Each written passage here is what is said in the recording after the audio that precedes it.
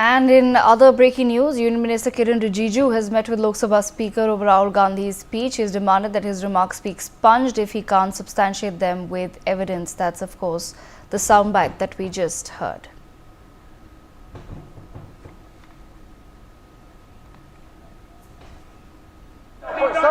Leader of opposition cannot make such serious, unsubstantiated statement.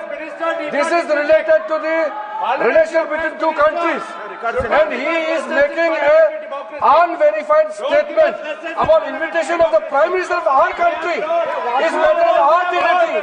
How can you make such kind of statement? He is leader of opposition, sir. He should be responsible in making such statement. He must inform the House. If leader of opposition has the information, please inform the House. Who has told you that foreign ministers visited for the purpose which you have mentioned? You must specify. Okay, Anand, my colleague with us on the broadcast as well. Anand, how exactly is the Congress now reacting to what the BJP has had to say?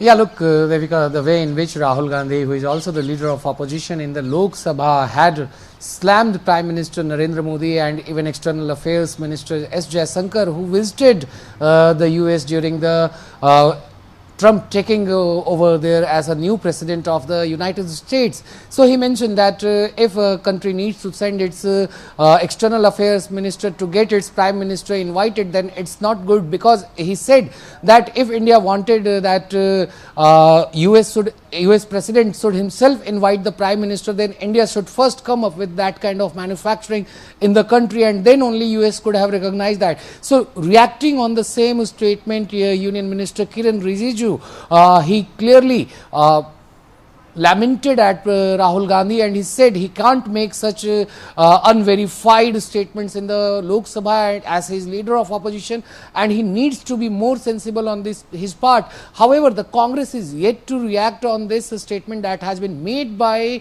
Kiren Rijiju, and even Rijiju, who met Lok Sabha Speaker Om Birla in regard with the same. So clearly the Rahul Gandhi has steered the hornet's nest in the parliament, as he mentioned about this over there in the parliament, that how S. Jaishankar went to get Prime Minister invited for the events there in US. Rahul Gandhi did not stop here, as he even mentioned that Prime Minister Narendra Modi had said earlier that the China has not intruded in India's land. However, the chief of army staff has contradicted him, and he said that they are inside the Indian territory. So clearly this also didn't go well with the BJP members there in the house, and they once again strongly objected to the remarks of the Rahul Gandhi. And then Lok Sabha Speaker Om Birla also asked Rahul Gandhi that if you are mentioning this kind of comments inside the parliament, then you must have the evidence of the same.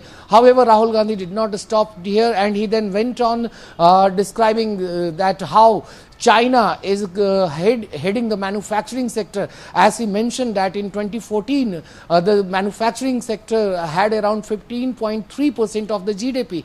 However, in this year it failed to 12.3%. So clearly this is the lowest in 60 years that the manufacturing has declined in India, and this is a concern for all the Indians over here. And he then mentioned that how the mobile phones that every Indian is using, that has written Make in India on them, the initiative once that was launched by Prime Minister Narendra Modi, and he mentioned that Prime Minister Narendra Modi at least tried to bring Make in India initiative. However, it has also failed, as the phones that we are currently using today, these are assembled in India, and those are not Make in India, and these are all Make in China phones. So he clearly took a jibe at the government over the failed attempt through Make in India. Rahul Gandhi also mentioned about the caste census, and even he mentioned that how the constitution, which the BJP was saying that it will change after coming to power in 2024 Lok Sabha election, and BJP even gave the slogan of 400 par